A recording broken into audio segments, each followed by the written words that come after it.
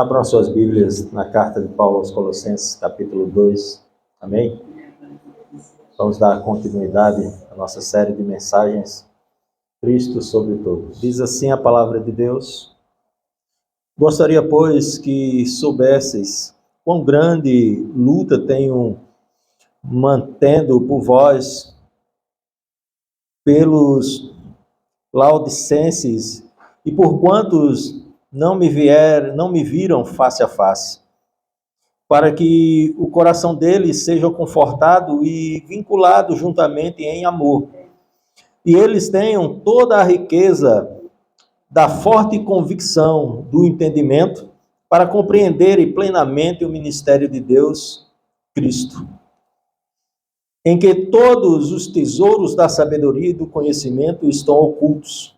Assim digo, para que ninguém vos engane com raciocínios falazes, pois, embora ausente quanto ao corpo, contudo em espírito estou convosco, alegrando-me e verificando a vossa boa ordem e firmeza da vossa fé em Cristo. Irmãos, essa mensagem de hoje tem por título A Firmeza da Vossa Fé.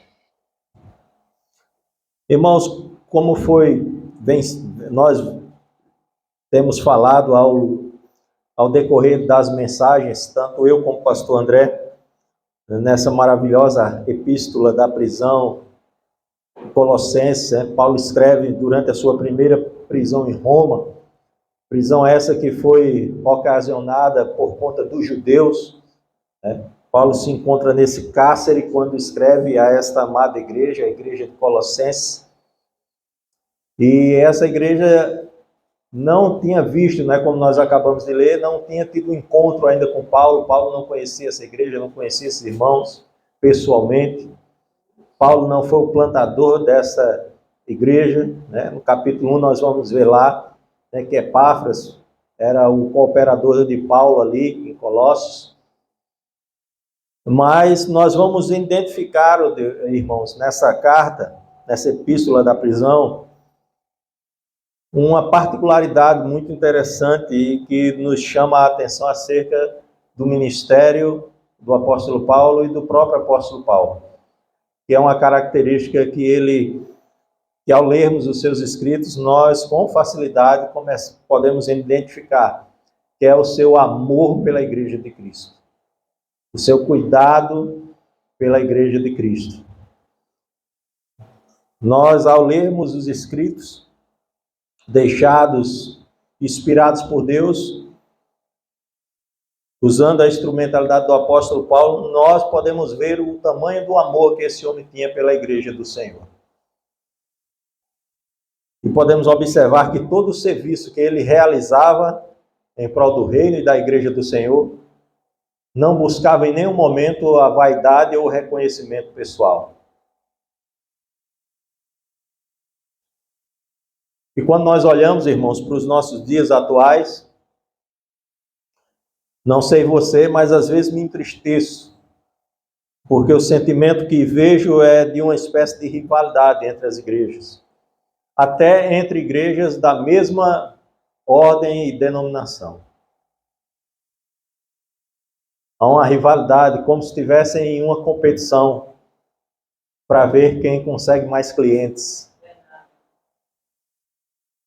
Como na realidade, como falei no encontro que nós tivemos aqui com os pastores para nos conhecermos, para orar, para nos ajudarmos na sexta-feira, nós somos soldados de um mesmo exército, lutando a mesma guerra e na mesma trincheira.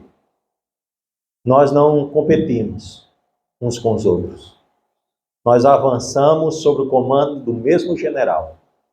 E como diz a canção bem conhecida, o nosso general é Cristo. E Ele está sobre todos. Amém.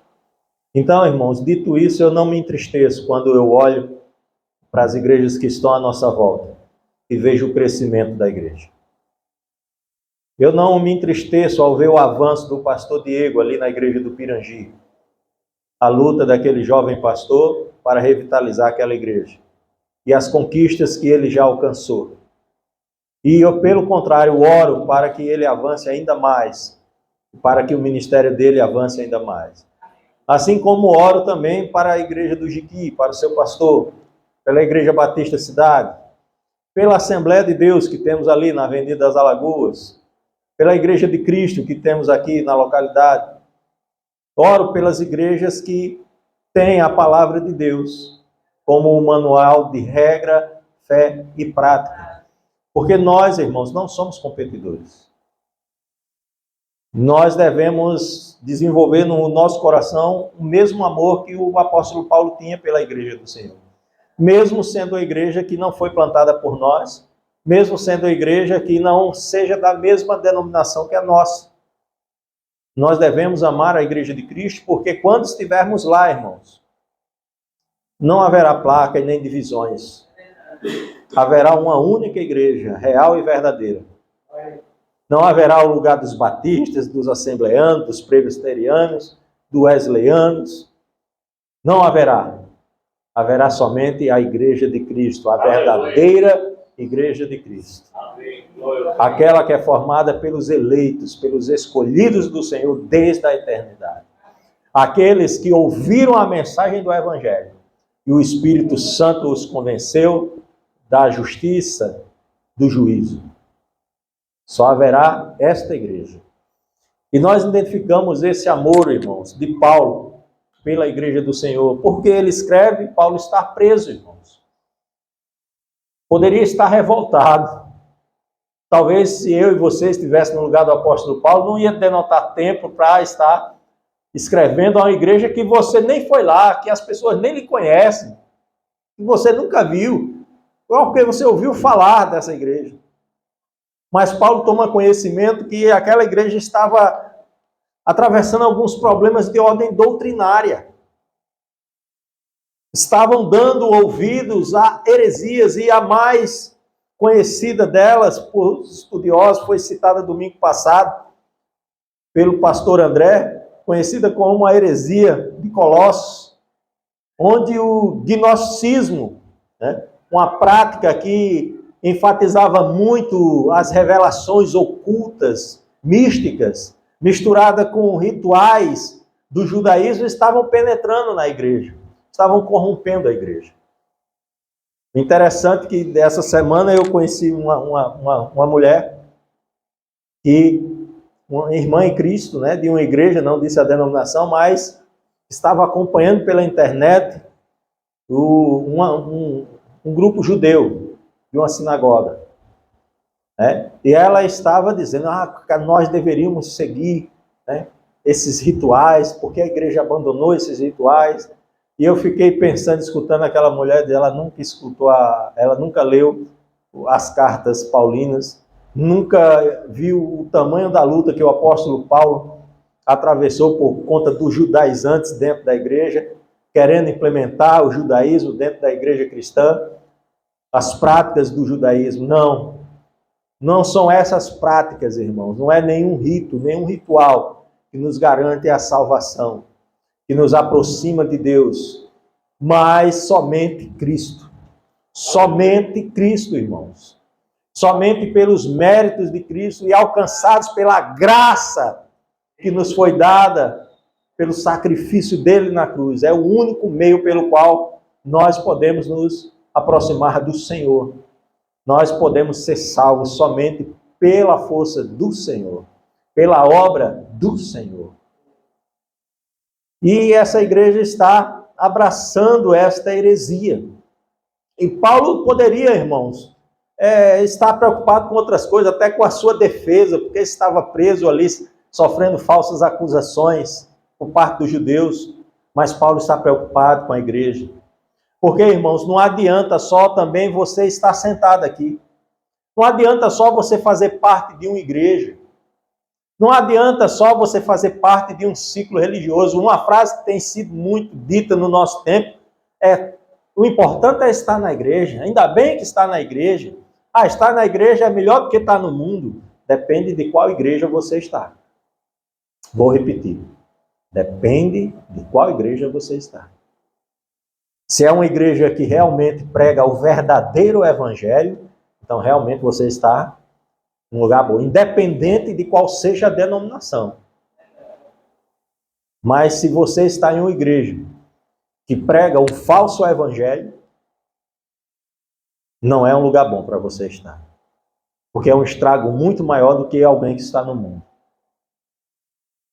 O evangelho da prosperidade tem sido um dos maiores maus do nosso século, acompanhado agora do liberalismo teológico.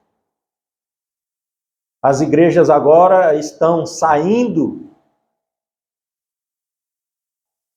da mensagem transcendental do evangelho para pregar um assistencialismo social, priorizando o assistencialismo social.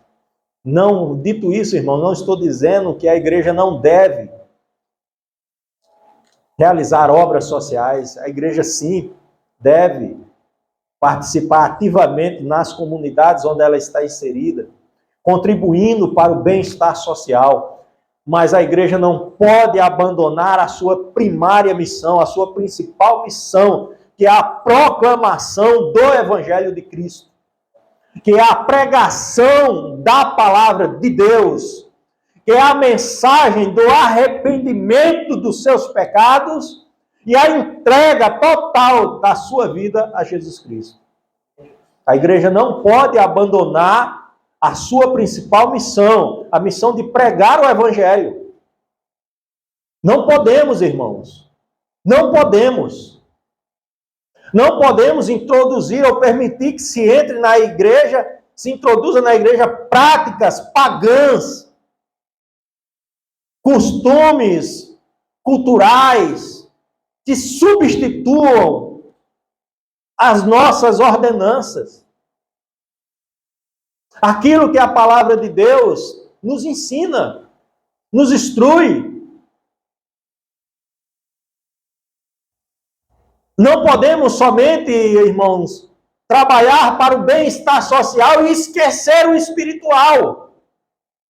E esquecer de que vamos passar por esse mundo e que um dia nos encontraremos com o Senhor. Aleluia. Um dia prestaremos contas a Deus de todos os nossos atos, de todas as nossas atitudes. E se não estivermos em Cristo, se Cristo não estiver sobre a nossa vida, nós nos apresentaremos diante do Senhor para sermos condenados com o mundo. E é isso que um falso evangelho faz, irmãos.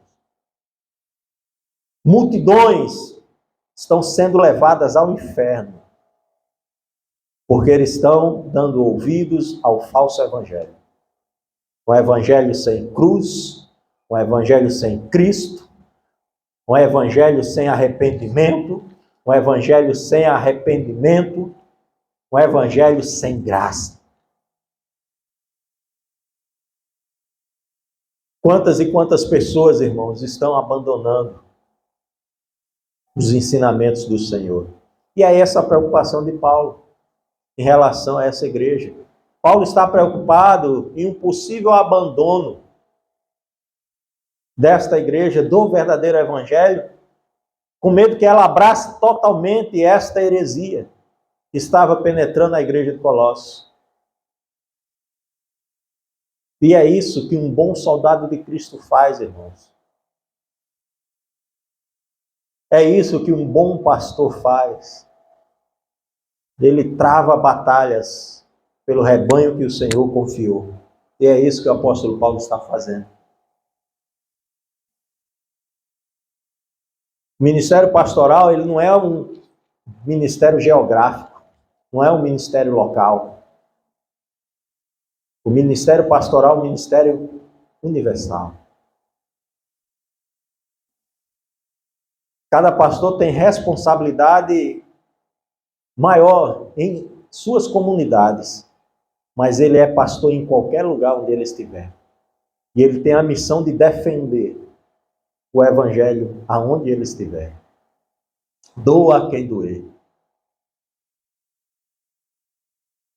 E Paulo diz, irmãos, verso 1, eu gostaria, pois, que soubesses quão grande luta venho mantendo por vós e pelos laodicenses, e por quantos não me viram face a face.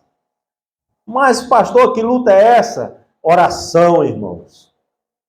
Paulo está dizendo quantas batalhas espirituais ele está enfrentando, quantas horas ele está dedicando de luta espiritual, de batalha espiritual em oração por essas igrejas, pelas igrejas que não conheceram ele, que não tiveram o privilégio de ter a presença dele, irmãos que nunca viram a face dele, mas que mesmo assim ele dedica tempo, ele está preso, irmãos, e está orando pela igreja do Senhor, está orando pelos irmãos, está se derramando em lágrimas de joelho, clamando a Deus pela vida desses irmãos. Quanto amor pela igreja. Mas por que, pastor? Por que Paulo faz isso? Porque a firmeza da fé de Paulo está em Cristo. Aleluia. A firmeza da fé de Paulo não está nas circunstâncias. A firmeza da fé de Paulo não está na situação social dele, no bem-estar social dele, na sua saúde, na sua condição financeira, na sua condição física. A firmeza dele está em Cristo. Aleluia. Por isso que mesmo vivenciando uma grande adversidade, está preso, irmão. Ele continua orando, lutando e orando, instruindo a igreja do Senhor. O amor de Paulo não se esfria com a prisão, mas continua aquecido pela firmeza da fé em Cristo. Do qual me tornei ministro, amém, irmãos, perdão, para que o coração deles seja confortado e vinculado juntamente em amor, e eles tenham toda a riqueza da forte convicção do entendimento para compreenderem a plenitude do ministério de Deus. Aleluia. Para que o coração deles seja confortado e vinculado juntamente em amor. Paulo ora pela unidade da igreja. Pela unidade, irmãos. Nós precisamos estar unidos, irmãos. Uma união em amor. Como que nós vamos amar o Senhor? Como que nós podemos falar, irmãos, que amamos o Senhor, se não conseguimos nem nos amar? Não sofremos com as dores daqueles que estão ao nosso lado? Não dedicamos tempo de oração por aqueles que nós tomamos o conhecimento que estão enfermos? Não tiramos um tempinho para ir visitar os irmãos que não estão vindo na igreja? Você percebeu, irmãos, que tem algumas pessoas que pararam de vir para a igreja? Você já foi visitar essas pessoas? Não. Tirou um tempinho para ir lá? Para orar, não para cobrar, irmãos. Que uma coisa errada quando a gente vai visitar alguém que não está vindo para a igreja, chega lá assim que chega, irmão, não foi mais para a igreja. Você já joga um tijolo na cara do irmão logo na chegada. Você chegar, irmão, que bom vir lhe ver como você está. E senta do lado, vamos orar, vim aqui orar por você.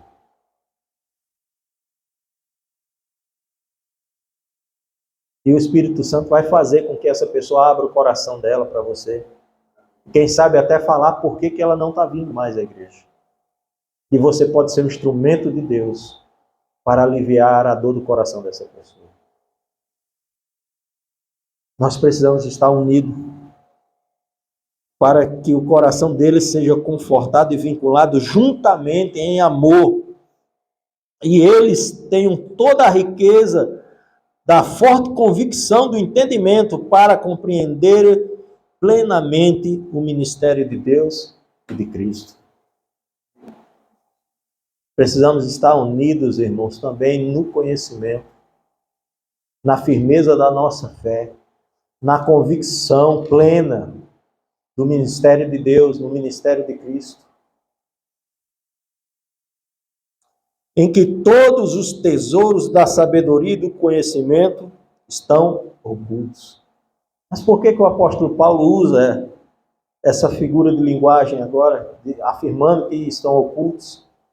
Por causa dessa heresia de Colossos, irmãos. Por causa dos gnósticos, que criam em revelações ocultas. Mas Paulo está dizendo que tudo que estava oculto está agora em Cristo. Foi revelado por Cristo. Nós podemos alcançar tudo aquilo que estava oculto desde o início dos séculos, das eras. Agora nós alcançamos esse pleno conhecimento através da pessoa de Jesus Cristo. Aleluia. Toda a revelação e toda a plenitude do ministério de Deus, que outrora estava oculta, foi revelada na pessoa de Cristo. Porque Cristo é tudo sobre todos.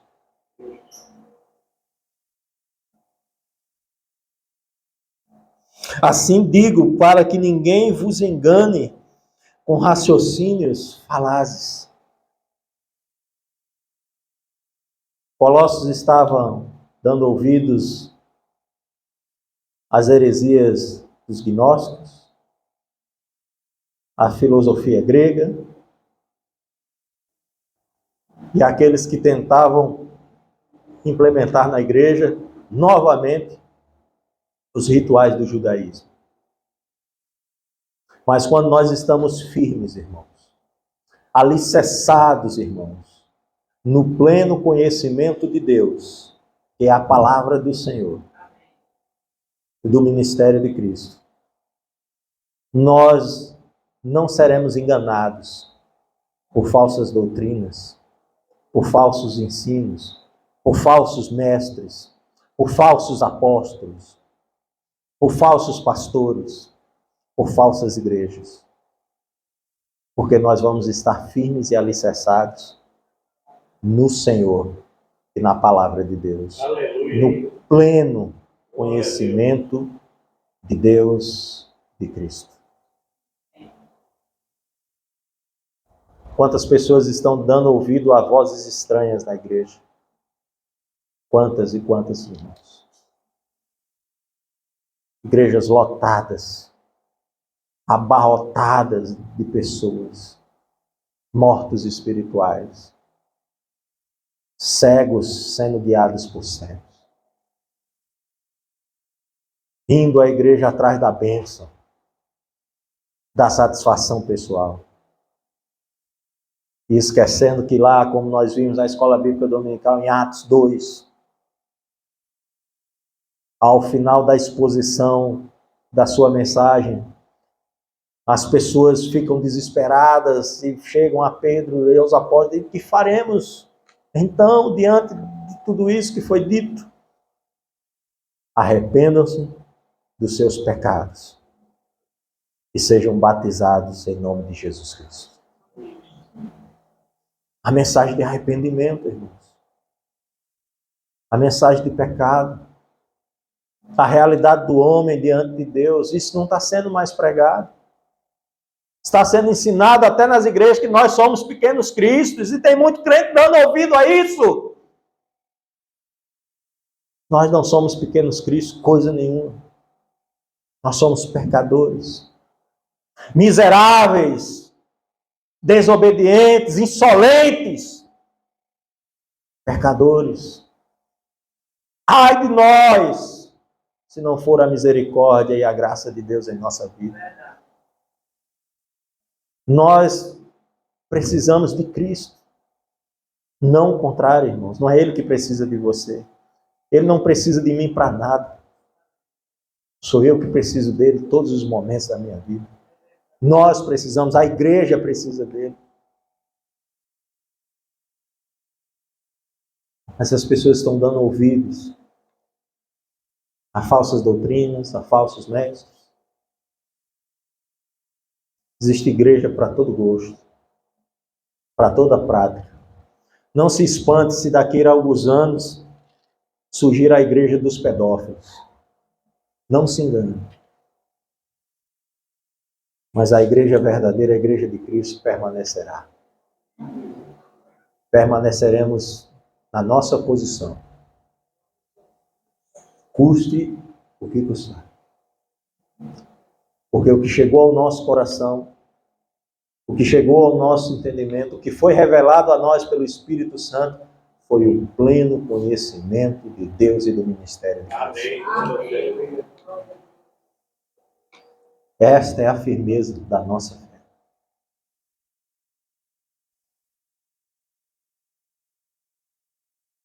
Paulo continua, verso 5. Pois embora ausente quanto ao corpo, contudo em espírito estou convosco. Que tremendo, irmãos. Como é bom estarmos juntos em espírito, irmãos, também. Pastor, como é que a gente pode estar juntos em espíritos, mesmo ausentes? Quando nós nos ajoelhamos unidos em oração.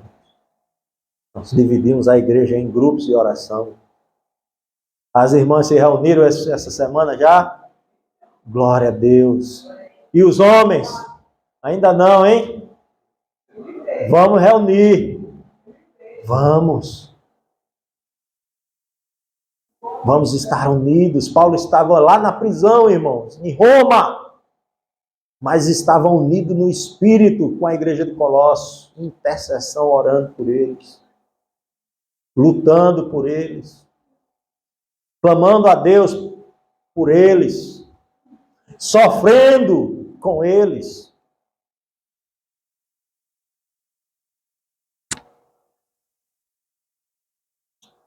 Estou convosco,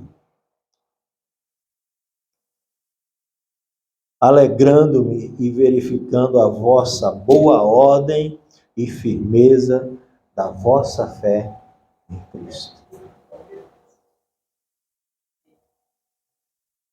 Não existia só problemas na igreja de Colossos, irmãos.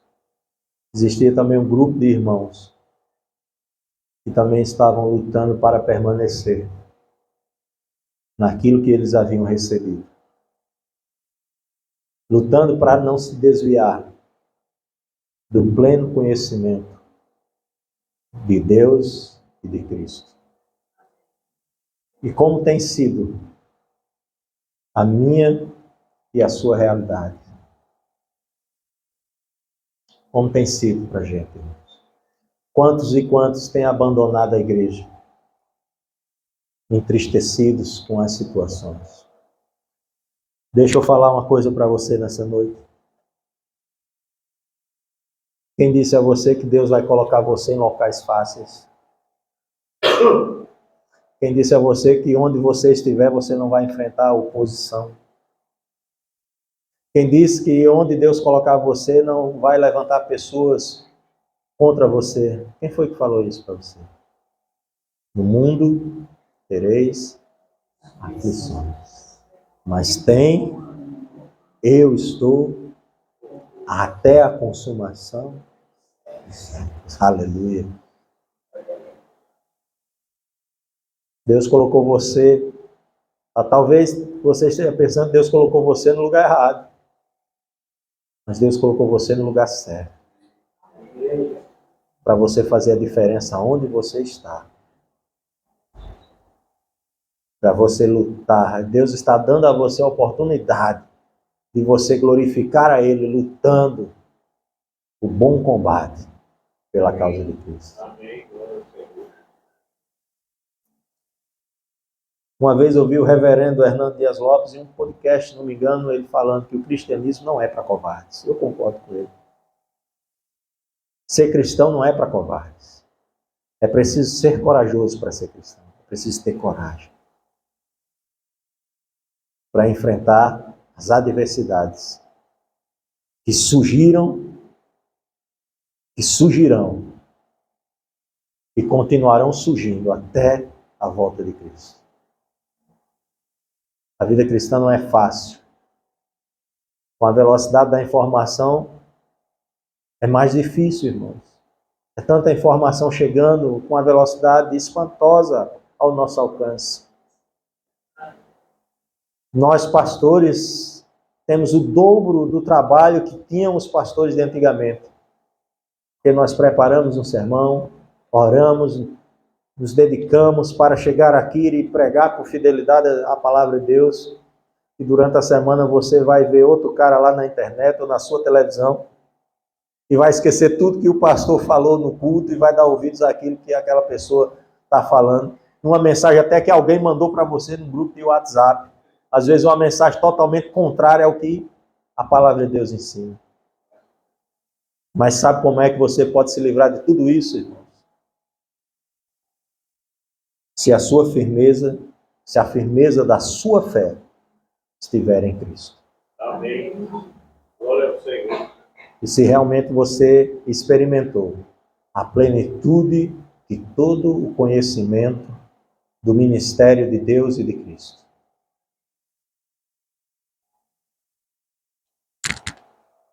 Concluindo, irmãos,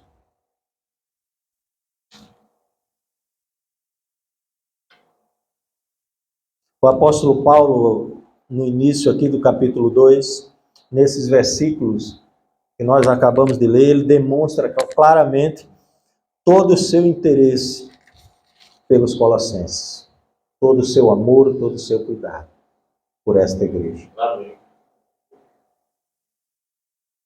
E sabe como verdadeiramente você, como cristão, você ama as pessoas que estão à sua volta?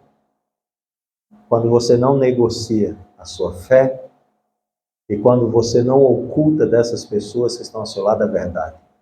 Por mais que essa verdade doa, por mais que essa verdade incomode, a maior prova de amor que podemos demonstrar para aqueles que estão à nossa volta é anunciar com fidelidade o Evangelho que nos foi deixado por nosso Senhor Jesus Cristo. Sem vacilar, sem se desviar. Com ousadia e sem medo. Crendo que o nosso papel é falar. E o convencer é pelo Espírito Santo. Que Deus nos abençoe. Que Deus tenha misericórdia de nós. Vamos orar? Santo querido Deus, muito obrigado, Deus, por esta palavra, por esta breve exposição e reflexão, ó Deus, na obra que o Senhor realizou nesta amada igreja, na igreja de Colossos, e que nos traz lições práticas, ó Deus, para o nosso dia, para a nossa época. Porque a tua palavra é atemporal, Senhor, e viva e eficaz para nos transformar e nos moldar a cada dia à semelhança de Cristo.